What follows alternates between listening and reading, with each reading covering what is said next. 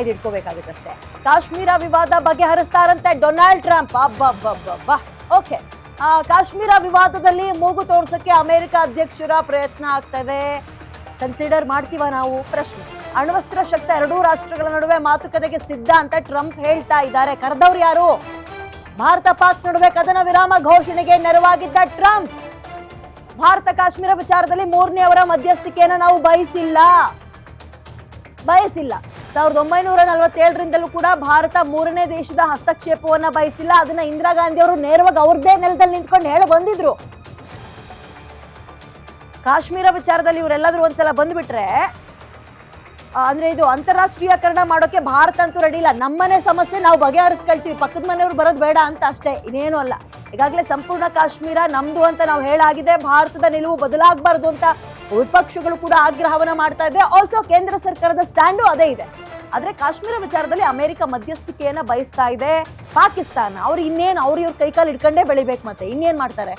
But ಅದಕ್ಕೆ ಮೂಗು ತೂರ್ಸೋಕೆ ಅವಕಾಶವನ್ನ ನಾವು ಹಿಂದಿನಿಂದಲೂ ಮಾಡಿಕೊಟ್ಟಿಲ್ಲ, ಈಗಲೂ ಕೂಡ ಮಾಡಿಕೊಡಲ್ಲ. ಇಂದಿರಾ ಗಾಂಧಿ ಅವರು ಅದೇ ನೆಲದಲ್ಲಿ ಹೋಗಿ ಹೇಳಿ ಬಂದಿದ್ರು, ಅವರೇ ಮಧ್ಯಸ್ಥಿಕೆನ ವಹಿಸ್ತೀವಿ ಅಂತ ಹೇಳಿದಾಗ ಬೇಡ ಬೇಡ, ನಮ್ದನ್ನ ನಾವು ನೋಡ್ಕೊಳ್ತೀವಿ, ನಿಮ್ಮನ್ನ ನೀವು ನೋಡ್ಕೊಳ್ಳಿ, it's none of your business ಅಂತ ಹೇಳಿದ್ರು. ಈಗ ಅದನ್ನ ಮೋದಿ ಅವರು ಕೂಡ ಪಾಲಿಸ್ಕೊಂಡು ಬರ್ತಾ ಇದ್ರು. ಅಗೇನ್ ಸಂಪರ್ಕಕ್ಕೆ ನಮ್ಮ ಹೆಚ್ಚಿನ ಡೀಟೇಲ್ಸ್ನ ನಮ್ಮ ಪ್ರತಿನಿಧಿ ದಿಲೀಪ್ ನೀಡ್ತಾರೆ. ದಿಲೀಪ್, ಭಾರತ ಇದನ್ನ ಬಯಸಿಲ್ಲ, ಬಯಸೋದು ಕೂಡ ಇಲ್ಲ ಮೂರನೇ ವ್ಯಕ್ತಿಯ ಹಸ್ತಕ್ಷೇಪವನ್ನ. ಉತ್ತರ ಹೇಗಿರುತ್ತೆ ಈ ಸಲ?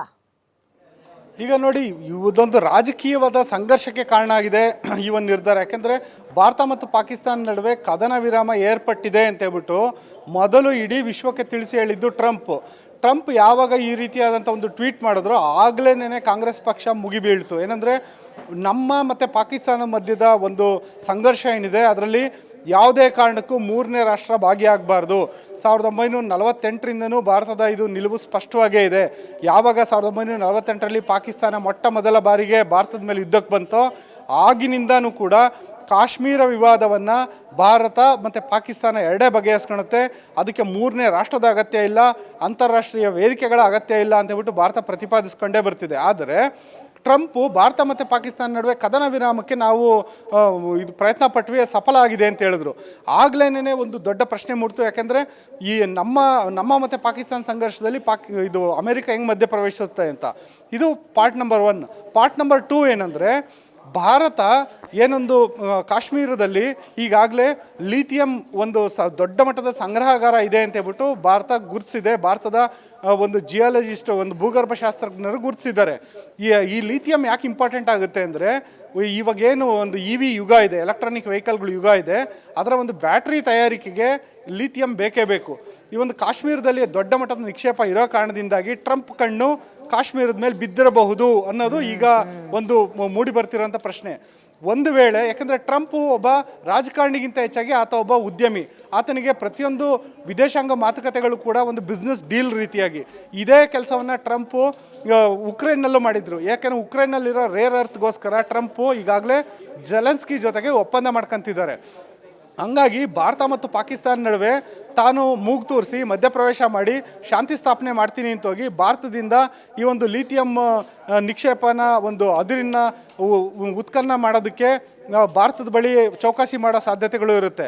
ಇದು ಭಾರಿ ಗಂಭೀರವಾದಂಥ ವಿಷಯ. ಜೊತೆಗೆ BK ಹರಿಪ್ರಸಾದ್ ಅವರೇನಿದ್ದಾರೆ, ಅವರು ಇದೀಗ ತಾನೇ ಒಂದು ಬೆಂಗಳೂರಿನ KPCC ಕಚೇರಿಯಲ್ಲಿ ಸುದ್ದಿಗೋಷ್ಠಿ ನಡೆಸ್ತಾ ಇದ್ದಾರೆ.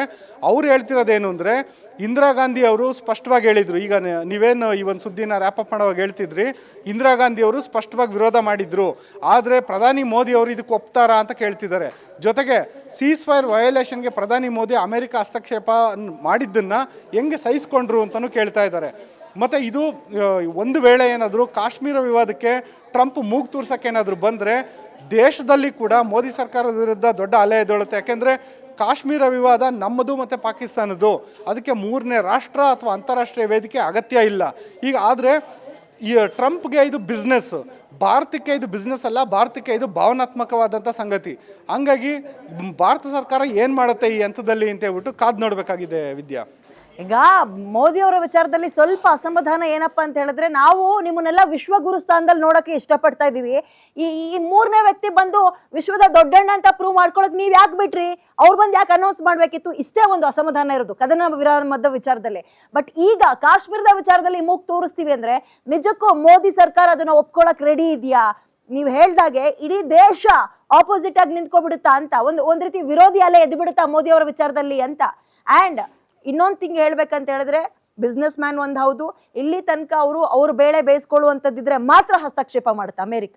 ಅಂಡ್ ಒಂದು ವಿಚಾರದಲ್ಲೂ ಕೂಡ ಈಗ ರಷ್ಯಾ ಹೇಗೆ ಸಪೋರ್ಟ್ ಮಾಡುತ್ತೆ ನಮ್ಮ ವಿಚಾರದಲ್ಲಿ ಹಾಗೆ ನಿಂತ್ಕೊಂಡಿಲ್ಲ. ನಮ್ಮ ತರ ಅಮೆರಿಕನ ವಿಚಾರದಲ್ಲೂ ಮಿತ್ರತ್ವಕ್ಕಿಂತ ಶತ್ರುತ್ವವೇ ಬೆಟರ್ ಅಂತ ನಿರ್ಧಾರವನ್ನ ತಗೊಳ್ಬೋದಾ ಮೋದಿ? ಇಲ್ಲ ಅಂದ್ರೆ ಏನಾಗುತ್ತೆ ವಿದ್ಯಾ, ಒಂದು ವೇಳೆ ಅಮೇರಿಕ ಏನಾದರೂ ಕಾಶ್ಮೀರ ವಿವಾದ ಬಗೆಹರಿಸ್ತೀವಿ ಅಂತ ಹೇಳ್ಬಿಟ್ಟು ಮಧ್ಯಸ್ಥಿಕೆಗೆ ನಾನು ನಿಂತ್ಕೊಂಡ್ರೆ ಭಾರತಕ್ಕಿಂತ ಪಾಕಿಸ್ತಾನದ ಕಡೆ ವಾಲೋ ಸಾಧ್ಯತೆಗಳೇ ಹೆಚ್ಚು. ಯಾಕೆಂದರೆ ಭಾರತ ಪಾಕಿಸ್ತಾನವನ್ನು ತನ್ನ ಸಾಕುನಾಯಿ ಥರ ಏನು ಸಾಕೊಂಡಿದೆ, ಹಂಗಾಗಿ ಪಾಕಿಸ್ತಾನದ ಕಡೆ ವಾಲೋ ಚಾನ್ಸಸ್ಸೇ ಜಾಸ್ತಿ. ಭಾರತದ ಜೊತೆ ಒಂದು ಅಮೇರಿಕಾದ ಬಿಸ್ನೆಸ್ಸು ಅತ್ಯಂತ ಇದೆ. ಪಾಕಿಸ್ತಾನ ಕಂಪೇರ್ ಮಾಡಿದ್ರೆ ಭಾರತದ ಜೊತೆ ಕೋಟ್ಯಾಂತರ ಒಂದು ಡಾಲರ್ ಲೆಕ್ಕದ ಬಿಸ್ನೆಸ್ ಇದೆ. ಆದರೂ ಕೂಡ ಅದು ಸ್ಟ್ರಾಟಜಿಕ್ ಆಗಿ ಯೋಚನೆ ಮಾಡುತ್ತೆ. ಪಾಕಿಸ್ತಾನ ನಮಗೆ ಮುಂದಿನ ದಿನಗಳಲ್ಲಿ ಅನುಕೂಲಕ್ಕೆ ಬರುತ್ತೆ, ಮುಂದಿನ ದಿನಗಳಲ್ಲಿ ಲಾಭವಾಗಿ ಪರಿಗಣಿಸ್ಬೋದು. ಪಾಕಿಸ್ತಾನ ಸರ್ಕಾರ, ಪಾಕಿಸ್ತಾನ ಸೇನೆ ನಮ್ಮ ತಾಳಕ್ಕೆ ತಕ್ಕಂಗೆ ಕುಣಿಯುತ್ತೆ ಅಂತ ಗೊತ್ತು ಅಮೇರಿಕಾಗೆ. ಹಾಗಾಗಿ ಪಾಕಿಸ್ತಾನ ಕಡೆ ವಾಲೋ ಚಾನ್ಸಸ್ಸೇ ಜಾಸ್ತಿ ಇರುತ್ತೆ. ಇದು ಭಾರತ ಸರ್ಕಾರಕ್ಕೆ ಗೊತ್ತಿಲ್ಲದ ವಿಷಯ ಅಲ್ಲ. ಮತ್ತು ಪ್ರಧಾನಿ ಮೋದಿಯವರು ಕೂಡ ಕಾಶ್ಮೀರದ ವಿಚಾರದಲ್ಲಿ ಯಾವುದೇ ಮೂರನೇ ರಾಷ್ಟ್ರ ಹಸ್ತಕ್ಷೇಪ ಮಾಡೋದನ್ನು ಒಪ್ಪೋದಿಲ್ಲ ಅಂತಲೇ ಹೇಳ್ಬೋದು ವಿದ್ಯಾ.